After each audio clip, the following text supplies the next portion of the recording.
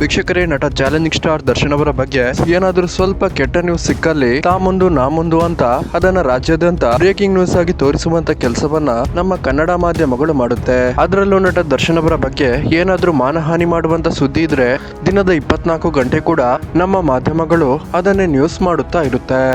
ಆದ್ರೆ ವೀಕ್ಷಕರೇ, ನಟ ದರ್ಶನ್ ಆಗಿರ್ಬೋದು ಅಥವಾ ನಟ ದರ್ಶನ್ ಕುಟುಂಬಸ್ಥರಾಗಿರ್ಬೋದು ಏನಾದ್ರೂ ಒಳ್ಳೆಯ ಕೆಲಸವನ್ನ ಮಾಡಿದ್ರೆ ಅದನ್ನ ನಮ್ಮ ಮಾಧ್ಯಮಗಳು ಯಾವತ್ತೂ ಕೂಡ ತೋರಿಸಲ್ಲ. ಇದಕ್ಕೆ ಬೆಸ್ಟ್ ಎಕ್ಸಾಂಪಲ್ ಇವತ್ತು ನಡೆದಂತಹ ಒಂದು ಘಟನೆ ಅಂತಾನೆ ಹೇಳ್ಬೋದು.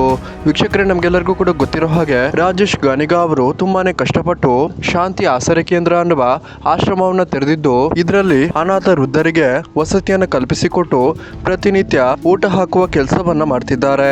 ಆದ್ರೆ ವೀಕ್ಷಕರೇ, ಸರ್ಕಾರದಿಂದ ಗ್ಯಾಸ್ ಸಮಸ್ಯೆ ಉಂಟಾಗಿದ್ದು ಗ್ಯಾಸ್ ಸಿಗದಿದ್ದ ಕಾರಣ ಈ ಒಂದು ಆಶ್ರಮದ ವೃದ್ಧರೆಲ್ಲರೂ ಉಪವಾಸ ಇರಬೇಕಾದಂತಹ ಪರಿಸ್ಥಿತಿ ಎದುರಾಗಿತ್ತು. ಆದ್ರೆ ವೀಕ್ಷಕರೇ, ಈ ಒಂದು ಸಮಯದಲ್ಲಿ ನಟ ದರ್ಶನ್ ಪತ್ನಿ ವಿಜಯಲಕ್ಷ್ಮಿ ದರ್ಶನ್ ಈ ಒಂದು ಆಶ್ರಮದ ನೆರವಿಗೆ ಬಂದಿದ್ದು 1 ತಿಂಗಳಿಗೆ ಬೇಕಾಗುವಷ್ಟು ಸೌದೆಯನ್ನ ವಿಜಯಲಕ್ಷ್ಮಿ ದರ್ಶನ್ ತಂದು ಹಾಕಿಸಿದ್ದು ಇವತ್ತು ದರ್ಶನ್ ಕುಟುಂಬದ ಸಹಾಯದಿಂದಲೇ ಈ ಒಂದು ಆಶ್ರಮದಲ್ಲಿ ಎಲ್ಲರೂ ಕೂಡ ಊಟ ಮಾಡ್ತಿದ್ದಾರೆ ಅಂತಾನೆ ಹೇಳ್ಬೋದು. ಸೊ ವೀಕ್ಷಕರೇ, ನಿಮ್ಗೆ ಇದರ ಬಗ್ಗೆ ಏನ್ ಅನಿಸುತ್ತೆ ಅನ್ನೋದನ್ನ ದಯವಿಟ್ಟು ಕಮೆಂಟ್ ಮೂಲಕ ತಿಳಿಸಿ.